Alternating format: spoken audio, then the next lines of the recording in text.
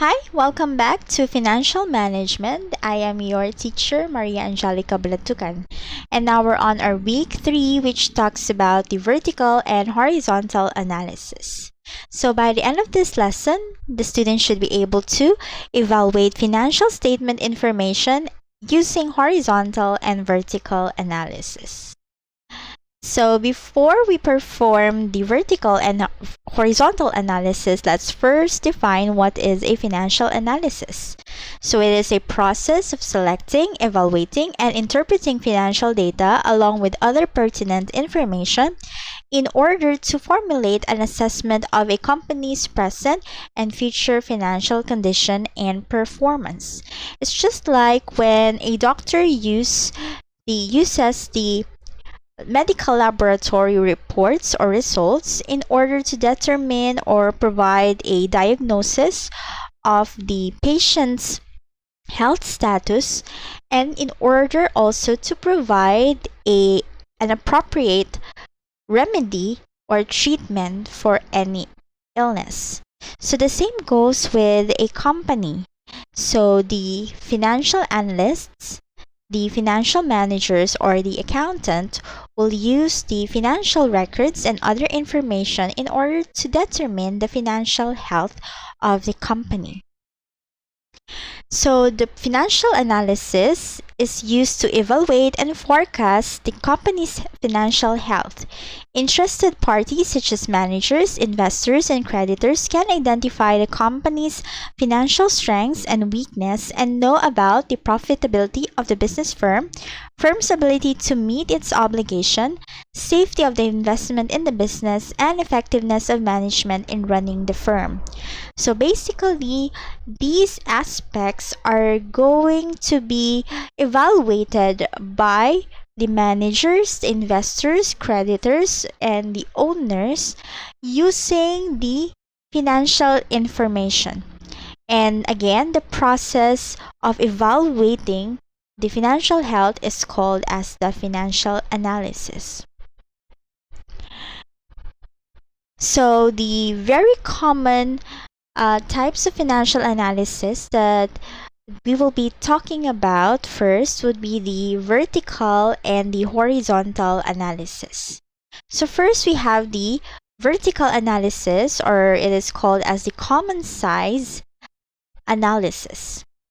So it is the restatement of financial statement information in a standardized forms. When we say restatement, we're going to write again the FS or the financial statements, but we will be using ratios this time in order to derive or get an analysis. So how do we do that? So to get started, a useful way of standardizing financial statements is to express each item on the balance sheet as a percentage of assets and to express each item on the income statement as a percentage of sales. So how is this done? Okay, so the balance sheet wherein you can find the total assets will be used or will be analyzed using the assets as the base or the denominator. So therefore, when you get the ratios, you're going to use the assets as the denominator or the base. For the income statement accounts, you're going to use your sales as the 100% or the base or the denominator. And then we also have what we call as the trend analysis or the horizontal analysis. So as what its name suggests, it's horizontal, so that is pahiga. Okay, so therefore your analysis would be year after year across several years, or you can also use 2 years as comparison. So it reveals whether the company's condition has been improving or deteriorating over time. So amounts from the past FS will be restated to be a percentage of the amounts from a base year. So in performing this horizontal analysis, you're going to identify what year would be your base year, and the amounts in this base year would be the denominators when you compute the ratios. Okay, for example, we have here the um, asset section of CS company. Okay, so we are going to perform the following. We're going to perform the vertical analysis and the horizontal analysis. So as you can observe, we have 6 years for the given accounts under the total assets, and we're going to prepare the analysis. Okay, for the horizontal analysis, we'll be using 2014 year here as our base year. So now let's start. Okay, for the vertical analysis, as you can see, so from 2014, which is the first year that is being displayed, we are using our total assets as our base year. Base amount. So therefore, all the amounts here listed will be divided by 7,000. For example, 400 divided by 7,000, that would be 5.71%. And then you have 1,580 divided by 7,000, and that would be 22.57%, and so on. Okay, and that's exactly what you will also do in the succeeding years. Okay, so how do we analyze these amounts? So by looking at 2014, you can see that among all the accounts that are listed here, you can identify which of these covers most of the total assets, and which of these accounts covers the least of the total assets. So this composition again are all assets, but you can observe that among these items, cash and intangibles comprise the least amount of the total assets. Meanwhile, the property, plant, and equipment is 50% of the entire assets. So what could be our interpretation of these ratios? So we can say that the company invests more on property, plant, and equipment than other types of assets. And what comprises the property, plant, and equipment? So the property, plant, and equipment includes land, building, equipment. So these are the items that fall under the PPE. So since the company's assets are comprised of 50% property, plant, and equipment, so we can say that they spend more on buying fixed assets than the other types of assets. And if you can see here, our cash is 5.71 only, and if you look at the next years that follow, it has the same within the same range. We have 5% almost every year, right? And also the intangible assets, it's within the 5% range. So their cash, you're going to get the nominal amount. It's 400 out of 7,000. So what can we say about the cash that is available with the available in the company? So we can say that they don't have enough money, and it would be very risky for the company in terms of the liquidation, wherein we need to pay off our current debts. And what if we have liabilities that are greater than the 400 pesos? So we will not be able to pay our liabilities currently, and that will be very difficult for the company, because we know that current cash is very important for the operations, and if we don't have enough money, then we will not be able to pay for our expenses, immediate expenses such as our utilities, the salaries of our employees, or even purchase again our inventories. Okay, if we look at our inventory, it covers 22.57% of the entire assets. Okay, so that's 1,580. And if we will be looking at the other amounts in the next years, it maintains the almost same level, just 200 increase by the end of 2018, and around 300 to 400 by the end of 2019. So it invests more on the inventories in accounts receivable, but maintains little cash. Okay, and for the intangibles, it only increased by a little amount, and again it maintains within the 5% range. For the horizontal analysis, as mentioned earlier, we're comparing the company year after year, and accordingly in the instruction it says that it uses 2014 as the base year. So what does this mean? Okay, so let's go back to the data.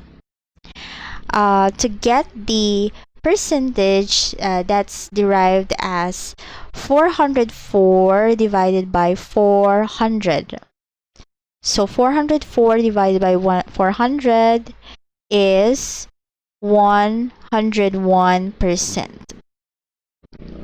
And 1627.40 divided by 1580, that would be 103%.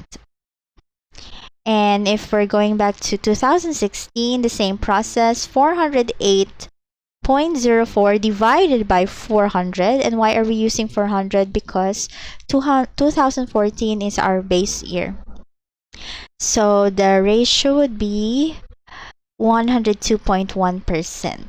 Okay, so this means that 2015 amounts here is 101% of 2014, and inventory here is 103% of the inventory in 2014, 102% of the accounts receivable in 2014, and so on. If we go to 2019, our cash for 2019 is 105.10% of the cash in 2014. Okay, the other way on how to solve this is to get the difference between the 2 years and then divide it by the amount that is under the base year. For example, let's go back.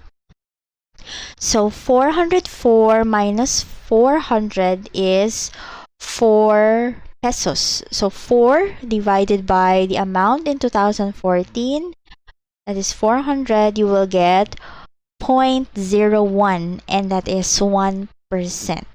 If we look at our computation earlier, you can see that the 2015 amount under cash is 101% of the cash in 2014. So if you get the difference, 100 and 101, that is 1%. So what does it mean? From 2014 to 2015, there's only 1% increase in cash. And from 2014 to 2016, there's only 2.01%. You get the difference. And from 2014 until 2017, the increase in cash is 3.03%. For 2018, you have 4.06%, and 2019, you have 5.10%. As you can see, the growth in cash is just slow. It's just within the range.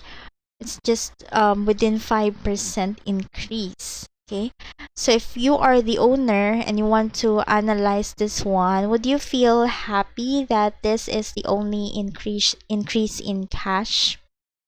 Okay, um again, we have to consider that we need to pay for our immediate expenses and immediate liabilities, and it is not that safe to maintain little cash.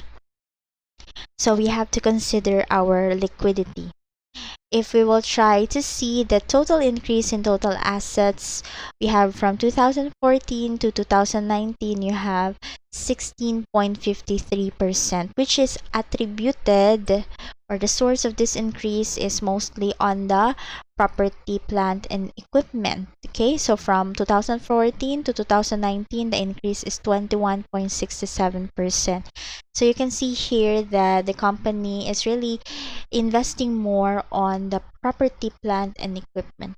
Since the details of the company is not given, so we cannot really say if the company really is focusing on the fixed assets. For example, if it is a manufacturing company, it is understandable that they will invest more on the equipment, on building. But since the information is limited, so we cannot provide a um, actual basis for our interpretation, but we can safely say that they are investing more on the property, plant, and equipment. We can also see here in our accounts receivable that it increased by 10.41%. So the increase in accounts receivable is greater than the increase in our cash. So, what can we say about that? Are we happy that the accounts receivable has increased over time? Um, we cannot really be sure if what is the cause of this increase, since the information is incomplete. But what we can imply is that perhaps there are more customers who prefer buying on credit from the company. Or we can also say that some customers do not pay because the accounts receivable increases. Okay? Or we could say that we are not effective in collection, right? Because accounts receivable keeps on increasing. So there are many reasons for the increase. And that is why we prepare this analysis, because we will be able to identify the significant increases and decreases. And from there, we can investigate what is the root cause of the increase or the decrease. If the increase or the decrease is favorable for the company, then we will need to find ways in order to further improve on that.